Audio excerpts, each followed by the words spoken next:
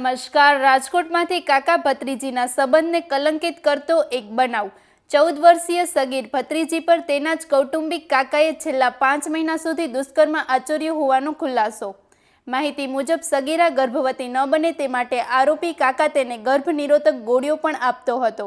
બાદમાં સગીરાને પેટમાં દુખાવો થતાં તેને હોસ્પિટલમાં સારવાર માટે લઈ જવાતા સમગ્ર ઘટનાનો ભાંડો ફૂટ્યો હતો.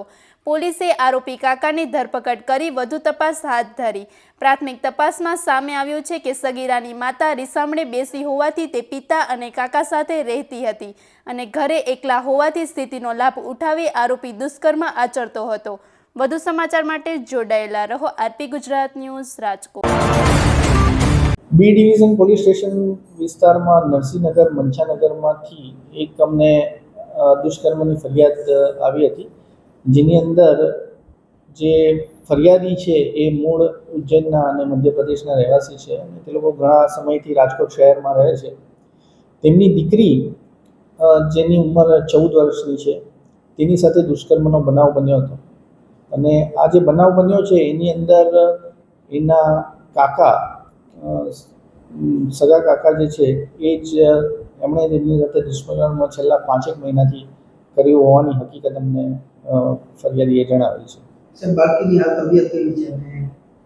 બાળકીની હાલ તબિયત સારી છે અને જે ફરિયાદ નોંધાઈ હતી તે દિવસે એના આગલા દિવસે એના પેટમાં દુખાવો થતો હતો. જે પેટમાં દુખાવો થતો હતો એના કારણે જ તેના પિતાએ પૂછ્યું હતું કે શું કામ પેટમાં દુખાવો થાય છે, ત્યારે તેની પાસેથી ગોળીઓ મળી આવેલી હતી. જે ગોળીઓ ગર્ભ ન રહે તે માટેની હતી.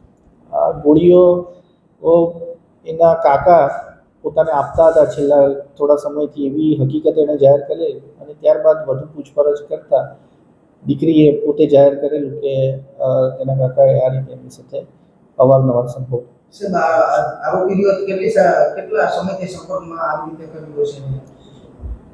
ફરિયાદીની ફરિયાદ પ્રમાણે છેલ્લા 5 માસથી તેના કાકા આ રીતે ભોગ બનનાર સાથે સંબંધો બનાવી રહ્યા છે અને એને અવારનવાર આ ગોળીઓ પણ ખવડાવતા હતા જેથી કરીને તેને ગર્ભ ન રહે. આ ઘટના જ્યારે ભોગ બનનાર અને આરોપી એકલા ઘરે હોય તેવા સમયે, કારણ કે આ સંયુક્ત કુટુંબમાં રહેતા હતા અને એક જ ઘરમાં સાથે રહેતા હતા, જેથી જ્યારે પણ એવો મોકો મળતો કે જ્યારે બંને એકલા હોય ઘરે ત્યારે એ સમયનો લાભ ઉઠાવી અને ધમકાવી અને આ દીકરી સાથે આ રીતનું કામ કરતા હતા. આરોપીની પત્ની જે છે તે છેલ્લા 8 માસથી રીસામણે એના ગામ મધ્યપ્રદેશ ખાતે ગયેલી છે અને આ રીસામણે હોવાથી આ એકલા અહીંયા એના ભાઈ સાથે રહેતા હતા. હાલ પોક્સોની અને આઈપીસીની અલગ અલગ કલમો હેઠળ અમે ગુનો નોંધ્યો છે અને આરોપીની ધરપકડ કરી છે.